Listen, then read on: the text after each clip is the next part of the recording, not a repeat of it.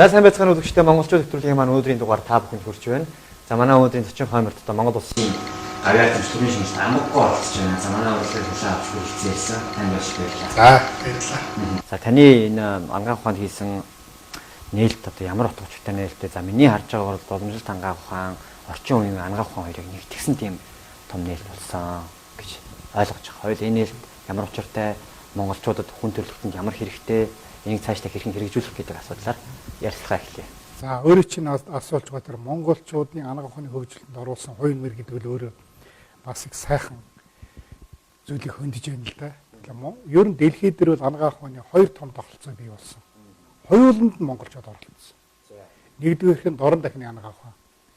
Дорн дахны анагаах ухаан гэдэг чинь одоогоос 2-3 мянган жилийн өмнөх аюур үеийн анагаах ухаан, тэрэн төвдийн анагаах ухаан болж хувирсан.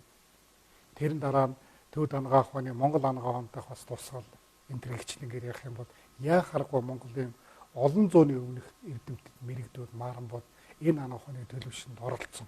Монгол хүний оюун ухаан тэр дорн дахин анагаах ухаанд өнөхөр шингэсэн. Тэгэхээр яахааргүй монголчуудын оюун ухаангүйгээр энэ дорн дахны анагаах ухааны хөгжлийг бас хэлэхэд их төвтэй. Дараа нь орчин цагийн анагаах ухаан. Орчин цагийн анагаах ухаан бол манай Монгол улсад бол 1920-ад оны үеэс нэвтрэж орж ирсэн. Энэ Монголын эрдэмтэд их зүйлийг хийсэн бүтээсэ. За энэ бол одоо бас л Монголын эрдэмтдийн оролцоогүйгээр энэ орчин цагийн анагаах ухааныг бас ойлгоход төвтэй. За дараагийнх нь тэгэхээр энэ хоёр анагаах ухааны хоорондын нийцэл дээр бас нэг анагаах ухаан бий болчихсон. Тэрийг бол шинэ анагаах ухаан буюу одоо шинэ нүүкод анагаах ухаан гэдэг байна тийм ээ. Нүүко энсим анагаах ухаан гэдэг. Энийг ярих юм бол бас их сонир сайхан юм болно. Ер нь ямар юм болсон бэ гэдэг зэрэг дорн дахны анагаах ухааны эрдэмтдүүд хүний биеийг бол хий, шар, бадгана гэдэг гурван юмнаас тогтдгоо гэсэн ойлголттой явж ирсэн. За энэ бол үндсэндээ 1665 он хүртэл энэ ойлголтойгоо л яваад байсан. Энийг хинч буруу шагаагүй, хинч үүсгээгүй. Энэ хүний бие дотор чинь амьд, хий, шар, бадгана байдгийн байх нэ гэдэг бол гэдгсэл тийм ойлголттой. Ерөөсөө энэ хэн нэгнийг буруутгах ямар ч юм байхгүй. За гэтэл шинжлэх ухааны хөгжлийн он дарааллын одоо түүхэн хандлагын үүднээс бол 1665 онд Европод Ореберт Гүк гэдэг хүн. Түүнээс 10 жилийн дараа Ливен Гүк гэдэг хоёр одоо судлаач микроскоп гэдэг өсгдөг багажийн оролцоотойгоор амьд имийг харж ирсэн чинь дотор жижигхэн одоо бидний яриад байдаг амьд спайн гэдгийг тогтолцсон. За тэгэхээр одоо яах вэ гэдэг асуудал гарч байна. Өмнө нь бол бид чинь амьд имийг хий шар болгоно төлөөлж ойлгож байсан. Дараа нь яалч явах 1665 1670 80-ад оны үеүүд амьд болгон бол одоо бидний ярьдаг эс гэдэг нь бас тогтцсон. Тэгэхээр одоо энэ амьд хий шараад байгаа. Амьд эс гэдэг хоёр өөр ойлголтыг нэг зүй тогтолд оруулалт тайлбарлах хэрэгтэй болсон. Энэ утгаараа бол одоо бидний яриад байгаа энэ энсим анагаах ухаан буюу шинэ анагаах ухааны үүслийн анхны одоо өдрөх хоног бол 1665 он бол дарж байгаа. Энэ хоёрын учрыг олооч гэдэг бол хүн төрөлхтөний шинжлэх ухааны сэтгэлгээ бол тэр үед л энэ асуудлыг тавьчихсан. Онлын хувьд нь. За энийг хэн ч анзаараагүй. Энэ талдаа бол амьд хий шараад байгаа, энэ талдаа амьд эсгээл яваад байсан. Тэрнээс хойш бараг 400 жил өнгөрсөн. Гэтэл нэг сони юм болсон. Одоогоос 20 жил, 10 жилийн ч юм уу нэг ном хэлэгдсэн байдаг. Тэр номны төвд анагаах ухааны онлын асуудлууд гэсэн энтгэх дарамсалаа хотод хэвлэгдсэн ном байна. Тэгтэл тэр номны ар дээр хүн төрөлхтөний оюун санааны агуулга өдөрт гэж биднээс одоо зүй ёсоор хайрлж хөндлөж явдаг Далай лам гэдэг хүн англи хэл дээр нэг том ойлголтыг тэнд бичсэн. Тэр юу гэсэн байдг вэ гэдэг зэрэг уламжилт анагаах ухаан ба орчин анагаах ухааныг хооронд нь холилгүйгээр гэж байгаа. Би ч холиад байгаа шүү дээ ер нь бол. Аль нэгний сайн муу гэлгүйгээр гэж байгаа. Энэ хоёр салбарын эрдэмтэд хамт гэж байгаа. Хамт нэг баг болж ажиллаад энэ хоёр анагаах ухааныхаа ойлголтыг тайлбарлаж болох тийм шинэ мэдлэгийг бүтээх хэрэгтэй байна. Гэдэг маань нөгөө амьд эсгээд байдаг ойлголт, амьд хий шарвдаг гэсэн ойлголтыгоо аль алийг тайлбарлаж болдог. Хэн нэгний хоосон үүсгдэггүй, хэн нэгний хит давраг дэврэгдэггүй, тийм үзэл баримтлаг бий болгоо гэдгийг л тэр Далай лам гэдэг авгаа хөл эрдэмтдээс өмнө хэлсэн байгаа юм л. Тэгвэл анагаах ухааны нэгдсэн хүчрэх тогтолцоо бий болно гэж яг англи хэл дээр. Би одоо миний энэ хэлж байгаа бол тэр далаа багш англи хэл дээр хэлсэн үгийг л би монгол дээр нь л одоо орчуулж хэлж шүү дээ. Ингээд хэлсэн. Гэтэл энэ зүйлийг бас олон хүн анзаараагүй гэдэг. Анзаараагүй. Ер нь тэгэл одоо тэр номыг үтсэн харсан хүн байдаг юм уу үгүй ингээд явж исэн. Үндсэндээ дараа нэг ном гараад ирсэн. Энэ маань энэ нөгөө энэ одоо энэ жил Ламберт гээд Германы хэвлэлийн газараар хэвлэгдсэн нэг ном байгаа л. Энэ маань юу гэдэг зэрэг SSM шинэ мэдлэг бүхий уламжтай орч анагаах ухааныг холбосон шинэ анагаах ухаан гэсэн нэртэй. Энэ одоо бидний ном юм л. Бидний энэ ном далаа багшийн тэр ном хоёрын хооронд бол маш нарийн холбоо байгаа.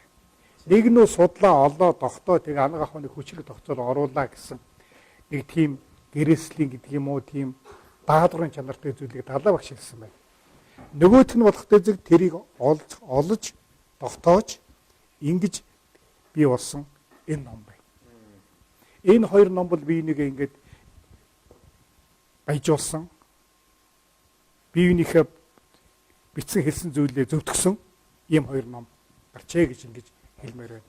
За тэгвэл одоо энэ шинэ мэдлэг бүтээхгүйгээр хоёр анагаах ухааны холбох ямар ч болцсон байхгүй. Хоёр анагаах ухааныг өөрснийх нь одоогийн байгаа номны хүрээнийг холбох гэдэг үзэх юм бол дандаа мухралд орно. Яагаад ч холбогдчихгүй. Модон сав, төмөр сав хоёрыг холбох гэж та үзэлдээ тийм ээ. Яагаад нийлэхгүй шүү дээ. Энэ хоёрыг нийлүүлээгүүл шинэ одоо бүүфт гэдэг юм уу шинэ одоо тоног төөрөмжийн оролцоотойгоор холбоно шүү дээ. Гэхдээ энэ мэдлэгийг хэн бүтээх вэ гэдэг асуудал бол маш төвхтэй асуудал байгаа юм. Энэ мэдлэгийг бол одоо шинэ анагаах ухааны дэд сургуулийн эрдэмтэд бид бүтээсэн гэж хэлж болно. За энийг бүтээхдээ яаж бүтээсэн бэ гэдээ бас ярив. Би бол одоо сүүлийн 40 жил энэ чиглэлээр ажиллаж байгаа хүн баггүй юу? Энэ мэдлэгийг яаж бүтээх вэ гэдэг зэрэг ерөөсөө л ийм л юмар л энэ холбогдно гэж би боддог байсан юм. Энэ дэлхий үүсээд 15 тэрбум жилиг болсон. Энэ дэлхий дээр амьдрал үүсээд 4.4 тэрбум жил болсон. Энэ хооронд 9 зүйлийн амьтад үүссэн. Хамгийн сүүлчийнх нь одоо хамгийн төгөлдөрчсөн амьт нь бол одоо хүн буюу Homo sapiens. Энэ хооронд бол хичнээн амьтад үргэлжсэн алга болсон. Одоо үлдээд байгаа нь бол үсээсээ үл хэд дахин цөөхөн гэж байна шүү дээ. Гэхдээ энийг хэн авч ирвэ? Ямар тогтолцоо авч ирвэ? Юу авч ирвэ? Гэдэг асуудлыг л хөндсөн шинэ мэдлэгээр л би энэ хоёр анагаах ухааныг холбохосоор өөр ямар ч болцоо гэж үзсэн. Тэгээд яасан гэхдээ энийг аваад үзэх юм бол ерөөсөө л электрон протоны урсгал тэр нь мембра гэдэг специфик 3 төлөвлөмжийн шугам дээр явдаг. Тэр нь өөр хоорондоо нарийн холбоотой 9 дамжлага өгөхгүй битгий хэлбэн дээр байдаг шин санааг бид гаргаад тэр нь 3 төлөв байдалд байдаг. Өглөөнөөр, өдөр нэг, оройн нэгээр, залуу хүнд нэгээр, бага болчин насны хүнд нэгээр, хөгшин насны хүнд өөнөөр, адуу намахад үлнэгээр, үхрийн махад үлнэгээр, инсекийн ямаана махад үлнэгээр гिचнэнгээр ийм 3 өөр төлөвт байдаг.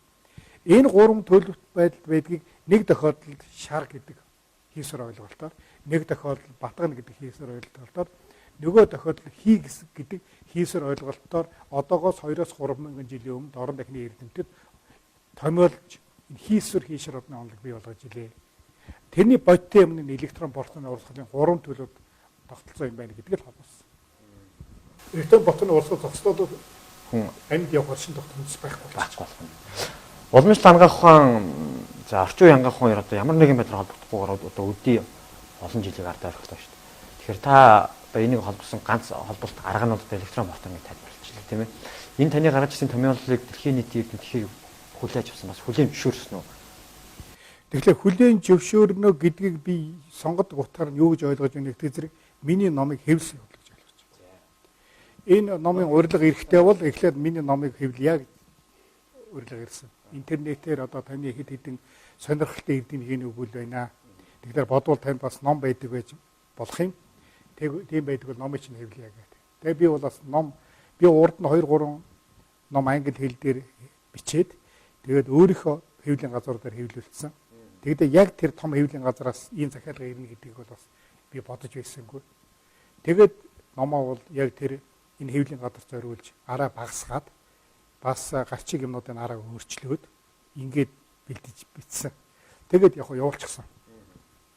Явуулсан чинь нэг юм хариу ирсэн. Таны номыг л ерөнхийд нь хүлээгээд авчлаа. Гэхдээ энэ номыг хэвлж болох эсхийг гэж.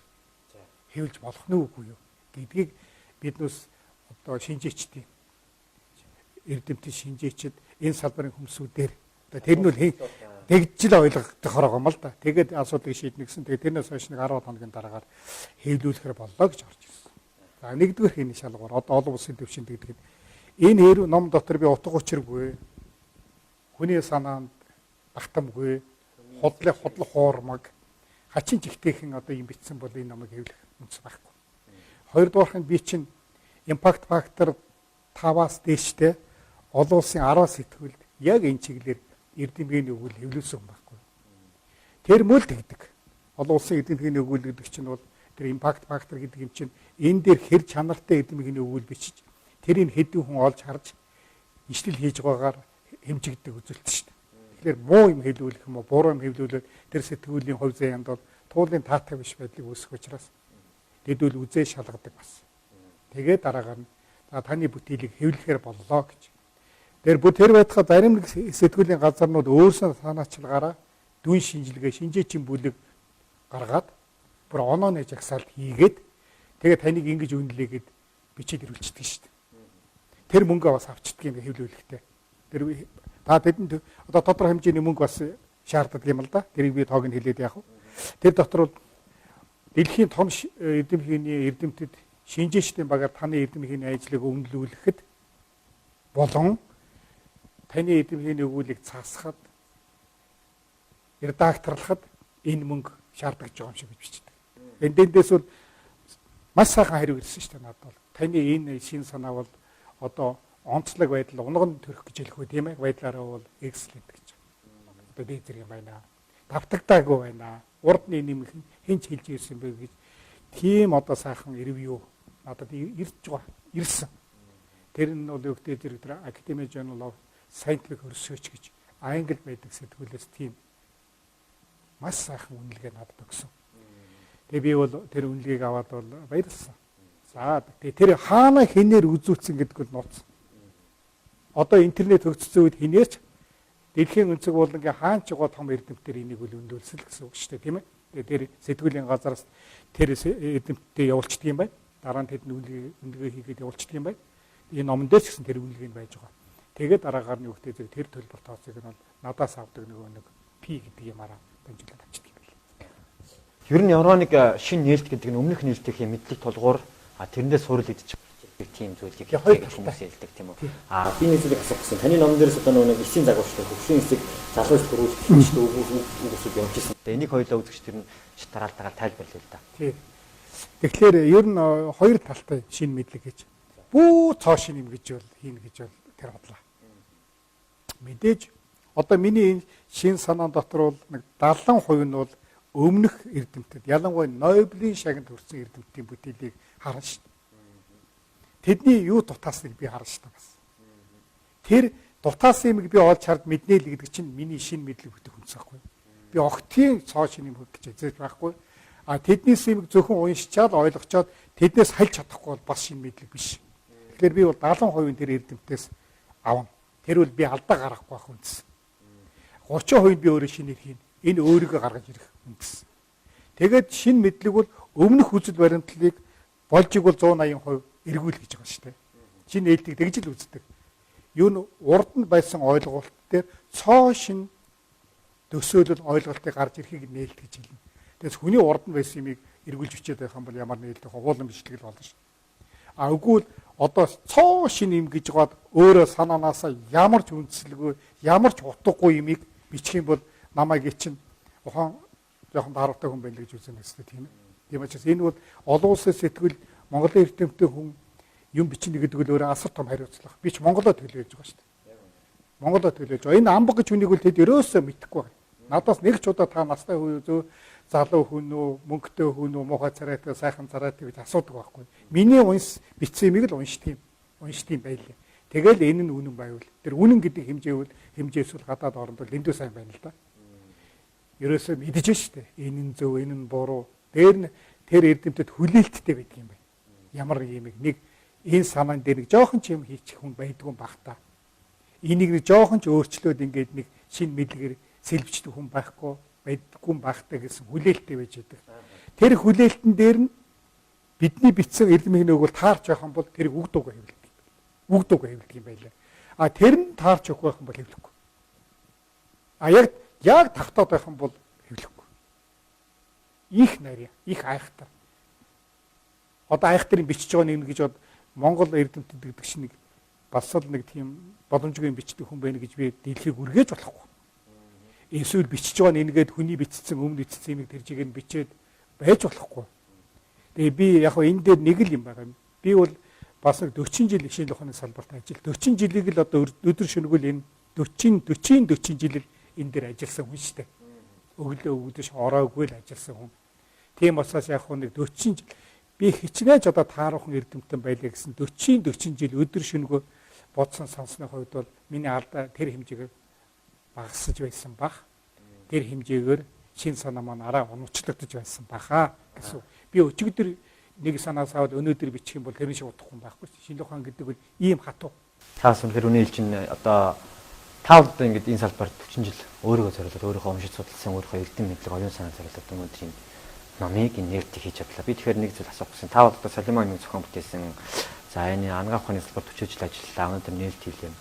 Таны нэг хийсэн одоо шинэ гаргасан Солимон гэдэг юм шинэ хийсэн нээлт хоёрыг одоо шинэ анагаах ухаан гэж томьёолж болохгүй. Шинэ анагаах ухаан гэдэгт та юу томьёолж байна? Ерөөсөө ийм байна. Нэг онол хийгээд нэг шинэ анагаах ухаан бий болголоо гэж нэг хүмүүс яриад байдаг. Тэр нь практик хэрэгжилт байхгүй бол хүмүүс энийг чинь худлаа л гэж үзсэн шүү дээ. Ачаагачл юм ярьдаг байж болно шүү дээ. Электрон порто юу чинь. Хэрэг үнэхээр одоо том эрдэмч хэлсэн байгаа шүү дээ. Сайн онлол заавал практик хэрэгжинэ. Сайн практик бол заавал онолд хүргэнэ гэдэг. Энэ ч хоёр талтай л идэв байхгүй юу? Арга билгийн онол гэдэг шиг байна. Тэгэхээр Солимон эмийг ч гэсэн би энэ шинэ мэдлэгээр бүтээсэн. Өчтөчнөл ургамал биш та Монголд. Энэ шинэ мэдлэг маань бол намайг тэр говьд ургадаг шинсэрхүү бодогддог ургамал бол тархас сэргээх үйлчлэгтэй байна гэдгийг эмээ судлахаас өмнө ургамдаа судлахаас өмнө тийм одоо багцаалсан ойлголт надад бий болсон.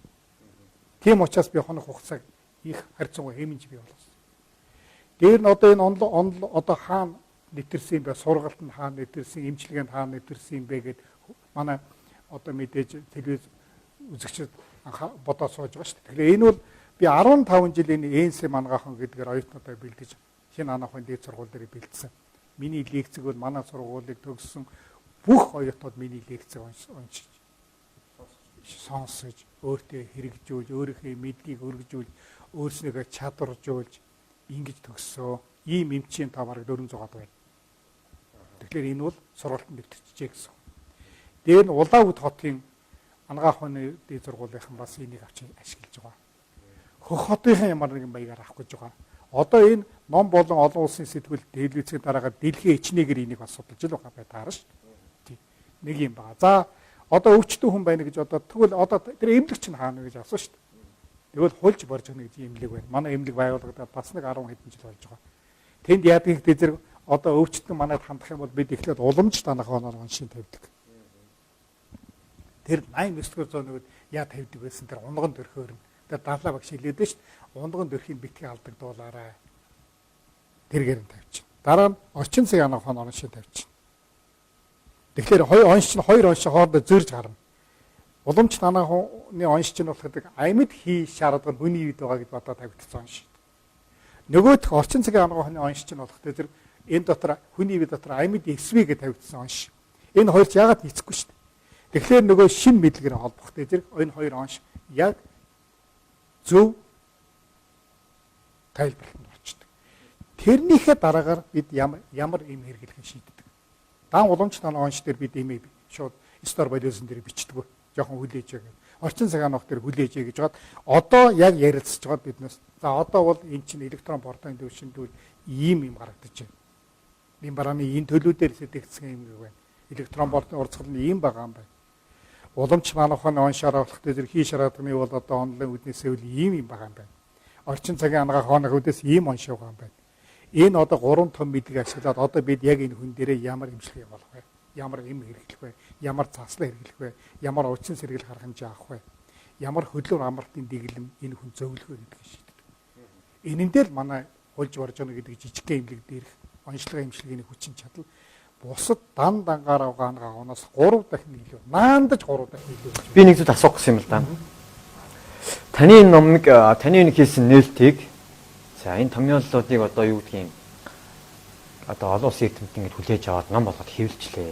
Гэтэл тэр нь одоо энийг хийсэн хүн өнөөдөр зөвхөн нэг сургууль, нэг эмнэлэг гэдэг зүйл дээр одоо энэ үйл ажиллагааг хэрэгжүүлж байна.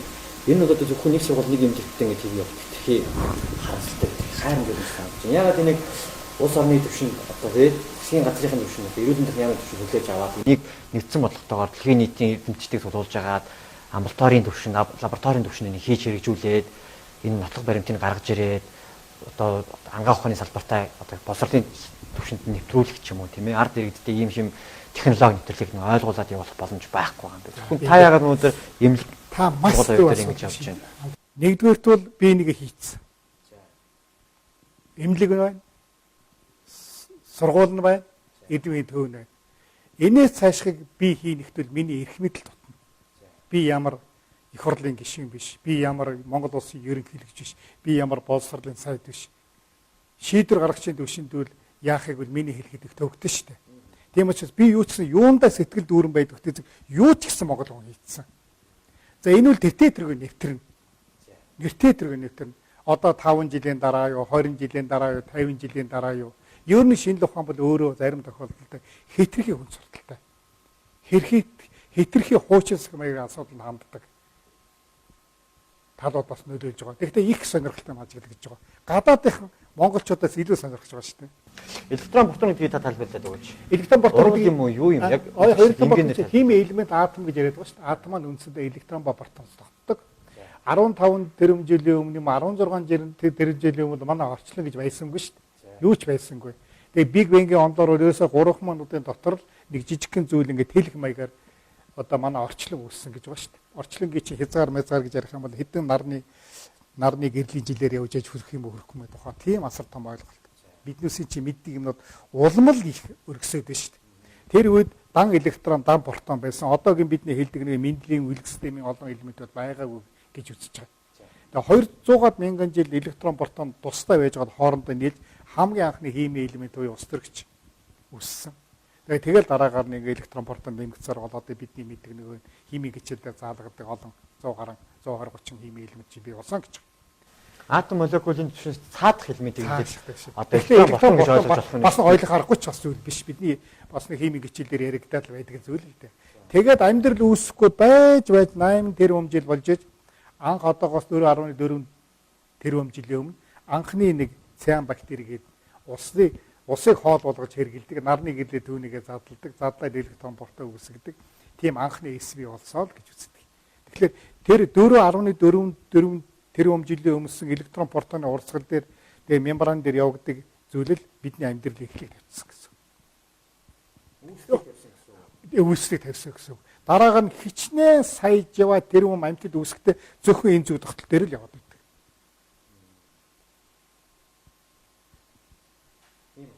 Тийм учиртай тий. Тэгээ би энэ дэр чинь ялаа ш та. Энэ электрон протон уусгалыг чинь хүмүүсөө тайлбарлаад нээлтийгээд Нобелийн шагнал хүртээд байсан байдгийг. Тэгэхээр таны хэлсэн ойлголтод электрон протон гэдэг хүн төрөлхтөний үүсэл юм байна. Амьдралын үүсэл. Одоо миний энэ чинь энэ баггүй. Одоо энэ 9 битүү хэлэх гэдэг чинь энэс өмнө нэг ч хүн ийм байдал оруулаагүй. Энийний 2 дээр Крепсийн цикл гэдгийг нээж хүн Нобелийн шагнал хүртсэн. Энийний 6 дээр тэр протоны градиент гэдгийг оролцоотойгоор аденозин трифосфат гэж хүнд 160 кг тоо хэмжээтэйгээр хоногт үүсдэг тэр молекулыг нээж энд мичлэг гэж Нобелийн шагнал хүртсэн. Тэгвэл эдүүс хизээ ч энийг ингэж өөр хооронд холбоотой 9 битүү хэлэх энэ загварчил оруулаагүй байгаа гэсэн үг. Энийг бид оруулсан гэсэн. Электрон протон гэдэг зүйлийг юугаар хэмжиж шинжилт юм бэ? Одоо ямар эмнэлэг дээр одоо танай өдөр очиж жишээл электрон протон гэдэг тэр хүний үүслийнх нь одоо амин цэг одоо юу гэдгийг те. Тэгээ электрон протоныг шинжилэх маш олон аргууд байна. За бүр одоо цөмийн физикийн төвшингийн ч гэдэг юм уу электрон протоноор нь ялангуяа тэр митохон дээр дэх протоны урсгалыг алдагдлыг хэмждэг бага тоног төхөөрөмжөөр зохион бүтээгдсэн. За тэр нь бас манайханд хараахан ирэг байна. А тэрний илрүүлэлийг тогтоодог эрдокс индикатор бодисууд гэж зөндөө олон бодисууд байдаг. Тэргээр биднес тодорхойлдог. Хүнээс эс ялгаад цусны улаан гэсэн юм уу ялгаа тэрэн дээр нь электрон портны хурдны юм байгаа юм байна. Донотор нь тийм байгаа юм байна. Акцепторын дэвшний юм байна. Мембран тийм төлөв байдал байна гэдэг. Тэгээ энэ дээр бол манайхан бас үзэгчд гайхаж байж магадгүй л ийм ядуу хөгжилтэй оронд тэгээ электрон портыг хэмждэг гэж ямар юм байдаг юм бэ гэдэг. Шинжлэх ухааны аргууд чинь маш олон аргууд байдаг. Бүр барьж байгаад хэмждэг арга байна. Үзэгдлээс нь дамжуулж хэмждэг арга байна. Ер нь ухаан учрыг нь олцсон хүн бол тун энгийн аргуудаар тодорхойлдог. Ухааны нь олоогүй хүн бол хамгийн том багаж байсан ч тэр ашиглахдаггүй. Тэр зүгээр өрөөнд хэвдэж. Ухааны нь олсон хүн бол янз бүрийн аргаар. Ер нь бол том нээлт хийсэн улсууд бол дандаа тийм байдаг шүү дээ. Тун энгийн аргаар. Том эрдэмтэд бодлого байх юм бол багажны боол болдог. Эрдэмтэн хүн ухаанаа олчих юм бол ямар ч багажийг төрөндөө зориулаад ашиглаж болдог. Ухаандаа энэ нийтлэгээд энэ 6 дугаар цэг дээрх АТП нийтгч донлог нээсэн хүн бол нэг центрифугтэй, нэг pH метртэй, нэг митохондор ялгадаг туйлын ядуу хүн байсан гэж байна. Номооч хэлүүлж чаддаг хүн энийг нээсэн. Тэгэхэд хажууд нь хэдэн зуун сая долларыг төрөөс авдаг том лабораторитой нөхдөд энийг нээж чадаагүй. Тэгэхээр эрдмийн шинжилгээний ажил дээр юм уу бодол урдаа, багаж ардаа.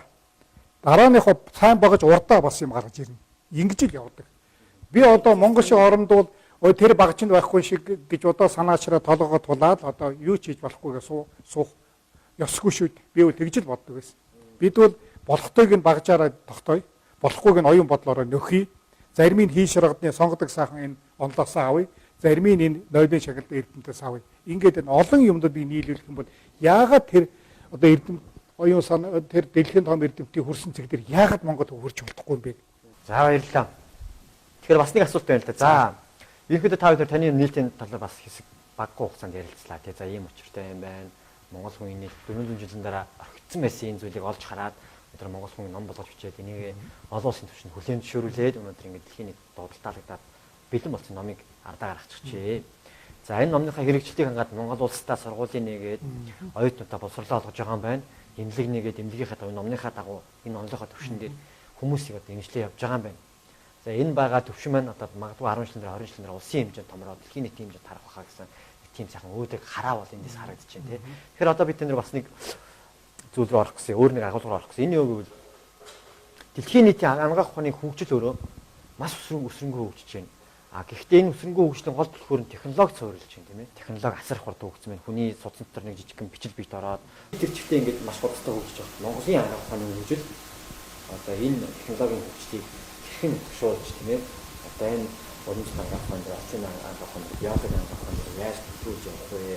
Энэ хөгжлөөс хэрхэн хөл авахгүй оцхгүй явах боломжтой тавал эрдэнэ төгс цааш нь хэлэх юм. За, шатрын нүүлээр ярих юм бол миний энэ нээлт бол биологи анагаах ухааны салбар дахь дэлхийн анагаах ухааны хөгжлийг нэг нүд урагшин тавьсан. Нэг асуу болчихсон. Энд чинь зөвхөн Монголд хэрэглэгдэх шинэ санаа биш шүү дээ. Дэлхий чинь дундаа нэг шинжлэх ухаантай шүү дээ. Би урагшин тавьсан. Би хариуцлагатаар хэлж шүү дээ. Намайг өнгөрч ийн гэдэгт бодоорой. Би урагшин тавьсан. Шатрын нүүлээр ярих юм бол тэгтээ дэлхийн анагаах ухааны гэж хэллээ шүү дээ. Биологийн анагаах ухааны нэгдүгээр. Хоёрдугаар таны яриад байгаа дээр би шүүмжилтэй ханддаг байхгүй юу? За техник бол хөгжиж байна. Тэгэхээр энэ чинь техникийн салбарын эрдэмтдийн анагаах ухаан биологи хийгээд байгаа амжилт юм уу? Биологи анагаах ухааны салбарын эрдэмтд нь өөрсдийн техник бүтээгээд хийж ийнэг үйл ерөөсөө анагаах ухаан гэдэг биологи гэдэг салбарт техникийн салбарын физикчд, програмчид энэ нээлтийг хийгээд яваад байгаа байхгүй. Тэрийг бид бүхэлдээ энэ анагаах ухаан хөгжиж байна гэж яриад байгаа. Энэ чинь анагаах ухааны сэтгэлгээд хөгжихгүй анагаах ухааны сэтгэлгээн дээр зүгээр л бусад өөр салбарын урд усууд орж ирж техник бүтээгээд байна шүү дээ. Гэтэл нөгөө анагаах ухааныхан суур санаа нурах шиг явж ихгүй байхгүй юу? Миний санаа ойлгоцсон уу? Компьютерийг хэн бүтээсэн? Анагаах ухааны хүн бүтээсэн. Техникийн салбарын. Ерөөсөө анагаах ухаан гэдэг бэлэн салбарын одоо байгаа нээлтэн дээр одоо гадны буй физикийн салбарын компьютер, програмчлалын салбарын орж ирж нээлт хийгээ техник өрсгөөд байгаа байхгүй юу? Гэтэл манай өөрөө анагаах ухааны эрдэмтд нь энэ дээр өшөө цоошоо шин зүй тогтлыг нээх ажиллагаанд зогсон байдал орцсон. Өөр гадаад эрдэмтд бичиж байгаа шүү дээ. Одоо биологи, генетик, биохим зогсон байдал орцсон.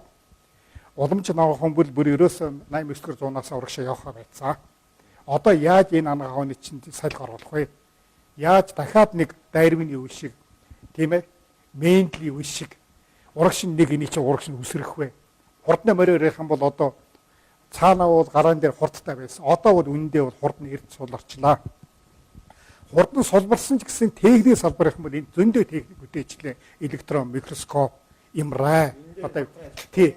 Энийг чинь үндсэндээ бол анагаахын өөрснөө шин зүй тогтол нээж энийг бий болгоод байгаа юм биш ээ. Техникийн энэ дээр чи юм хийгээд байна шүү дээ. Одоо дахиад техникэндээ дахиад нэг техник бүтээх цоошин мэдлийн орон зайг бүтээгээч гэдэг эрдэмтэд шаарддаг байхгүй. Тэр энэ бол өргөн олон төмөн бол сайн ойлгодгүй. Бас нэг ерөөсөө л одоо шинэ техник гарч ирээд одоо шууд л хүний ингээ сууж явахт нь дотор байгаа мэдээсүүдийн хүртэл ингээ шууд л одоо электрон микроскоп шиг юмар ингээ харуулж байгаа маань бол үндсэндээ яг л тэр. Бидний хийх ёстой зүйл бол дахиад тэр том техникийн салбарын эрдэмтэд дахиад нэг боломж өгч өшөө нарийн зүй тогтыг илрүүлж явах хэрэгтэй байхгүй. Тэрэн дээр технологид хөгжиж шүү дээ. Мембраа өгөх содон зар 3 төлөө шугам одоо манай энэ хэлхийг ингээд техникийн салбарын улсуудын эрдэмтэд хэлж өгөөд төрөж хийх шиг. Одоо энийг шууд тогтоодог аргыг нээгээч бол тэдний ш. Гэтэл энэ нь байхгүй бол хичнээн техникийн салбарын эрдэмтэд бийцэгчд, цөмийн бийцэгчд тэр компьютерийн програмчлах энийг хийж чадахгүй. Одоо тэр том эрдэмтэд энийг харуулах юм бол хийж эхэлнэ ш. Одоо ингээд энийг хийгээд эхлэх юм бол их сайн юм болно. Одоо манай техникүүд чинь хүнд үүсчихсэн өвчнийг нь илрүүлээд байна шүү дээ. Хавдар болцсон, цирроз болцсныг. Одоо бидэнд ямар техник хэрэгтэй вэ гэдэг зэрэг энийг харж байгаад одоо 5 жилийн дараа танарт одоо бол та яг эрүүл хүн байна. Тэгэхдээ тань 5 жилийн дараа бол жихрийн шижиг өвчин тусах магадлал байна шүү. Та бол одоо эв эрүүл хүн гэж өөрийгөө бодож байгаа. 80 жилийн дараа зүрхний ишмээ болж мэдэн шүү. 10 жилийн дараа энийг хараад байхад танд инсульт гэдэг өвчин тусаж мэдэн шүү. Цирроз болж мэдэн шүү. Хавдар явагдаж мэдэн шүү гэдгийг эртнээс хэлдэг юм дээр дахиад нэг техник ойсгол гарах юм бол хүн төрлөختөнд өвчлийн асуудал үлэмж багасна. Энийг хийчээд тэр техникийн мундаг юм бүтээдэг улсад харуулах юм бол одоо энийг баг интернетээр тэр эрдэмтэд баг олоод харцсан байгаа билгүй дээ. Одоо энэ дээр чи юм хийж эхэлж байгаа шүү дээ. Энэ М.Амбага гэж Монголын эрдэмтний хийсэн 1-р цэг дээр хурдыг тогтоодог арга хийнэ. 2-р хийнэ, 3-р хийнэ, 4-р хийнэ. Ингээд хүний насыг тооцноо. Дойрж гэдэг хүн хэд наслах вэ гэдэг энэ дотор програм чинь явж байгаа байхгүй юу? Өөрөөр хэл эн чинь 4-5 секунд нэг явагддаг. 4-5 секунд нэг явагддаг буюу минутанд 16 явагддаг цикл болцсон шүү дээ. Энийний тоол хүний амьдралыг хэлнэ шүү дээ. Энэ 4-5 секунд явдаг энэ мөчлөг 160 настай хүн дээр хэд удаа явагдах юм? 80 настай хүн дээр хэд явагдах юм? 45 настай хүн дээр хэд явагдах юм? Энийг яаж уртсах юм бэ гэдэг чинь наслалт. Энэ дээр аль цэг дээр нь хоригдолт хийх юм бол тарган хүн туранхаа болох вэ? Аль цэг дээр нь өөрчлөлт хийх юм бол тув туранхаа хүн тарган болох вэ? Аль цэг дээр нь өөрчлөлт хийх юм бол 50 наснда өтөлчгөөд эрт хөгшрөлтөй хүнийг 80 насн дээр хөгшрөлттэй болох вэ гэдэг чинь энэ бүх юм энэ дээр бичсэн байна. За ойлголоо. Тэгэхээр одоо эрдэмтдийн гаргаж ирсэн тэр үзэл санаанд тулгуурлаж технологийн хөгжил маань явагдах нь байна. Тэгэхээр энэ технологийн хөгжлийг бол одоо бид нэр одоо манай салбар эрдэмтэд салбартаа маш хурдан төлөвлөж тийм ээ. Хүн зам 90 хүнтэй сайн ажиллах хэрэгтэй юм байна. Та бас хэлээд одоо читрийн нүдэрх нь таны удаа урагшин тавьсан.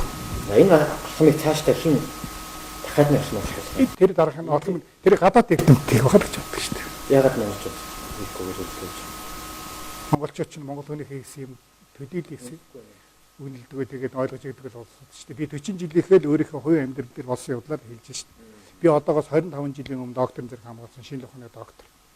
Би 25 жил энэ үзэл баримтлалыг ярьсан. Миний хэдэн хамгаалсан шавнаар миний нэг бичсэн хэд номноос өөрөөр энэ дэр ямар ч өөрчлөлт Монголд гарахгүй байхгүй юу?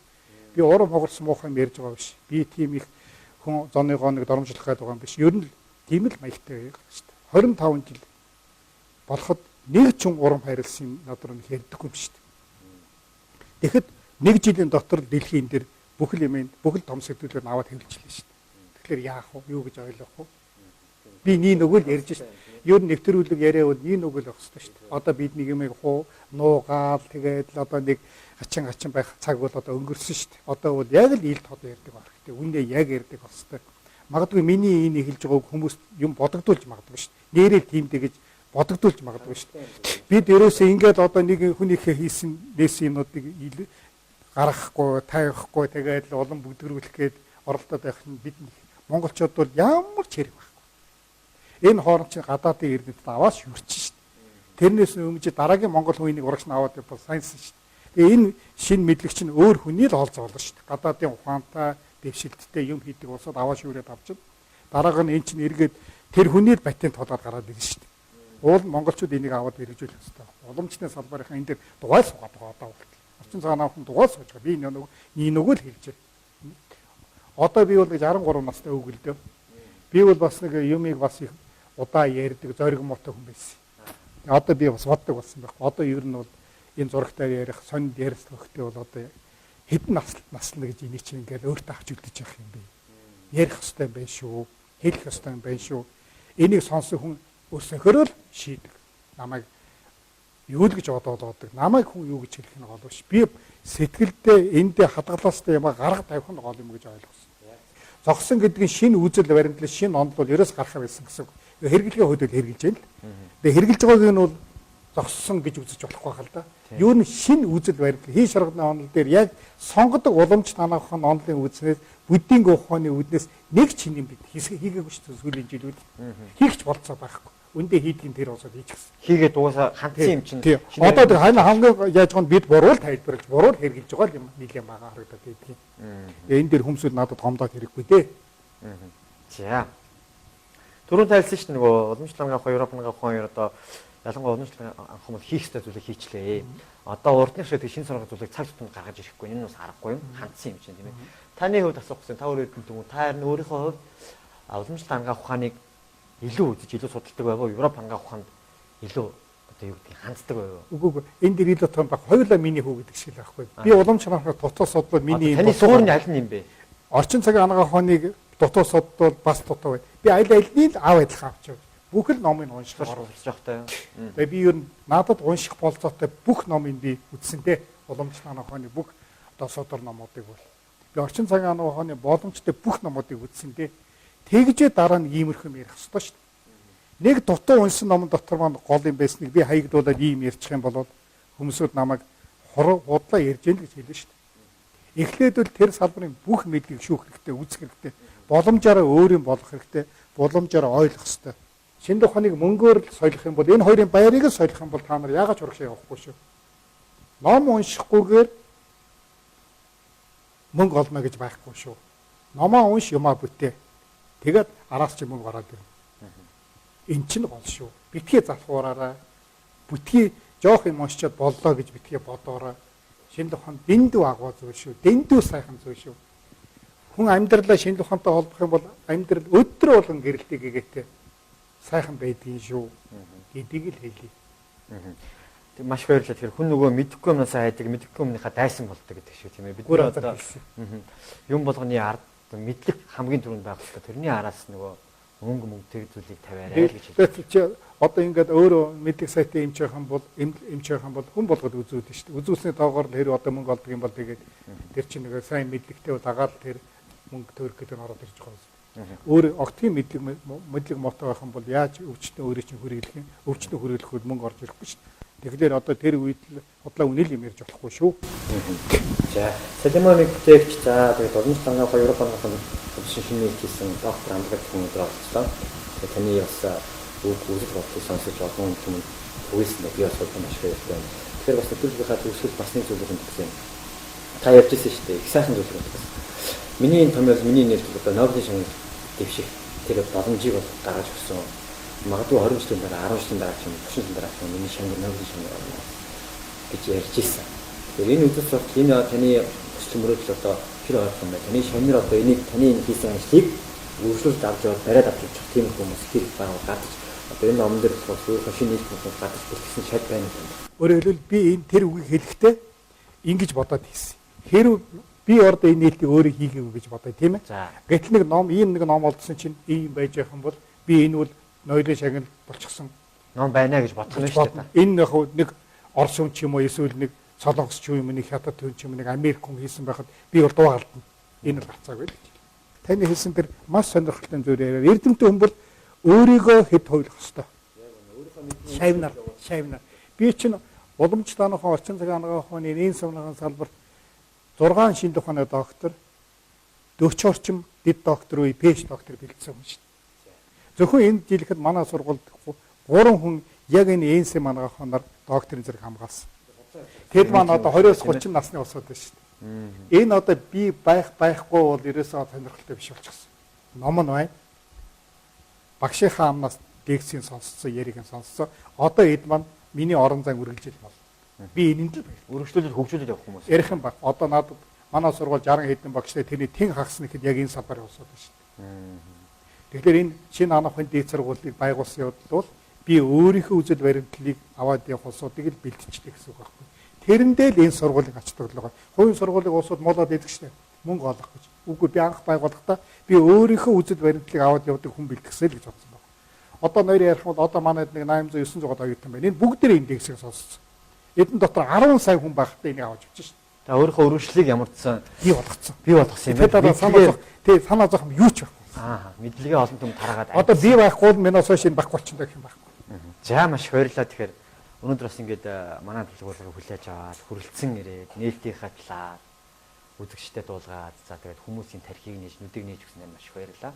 Тэгээд бид нар ч гэсэн хажуудаа байгаа үнэт зүйлийг хажууд байгаа мэдлэгийг аль хуурт наахыг хичээгээрэй гэж би бас хэлмээр санагдлаа. За тэгээд өнөө анагаах ухааны салбарыг нэг алтмаар уршуулсан танд маш баярлалаа. За хоёрт тэгээд манайх дараах.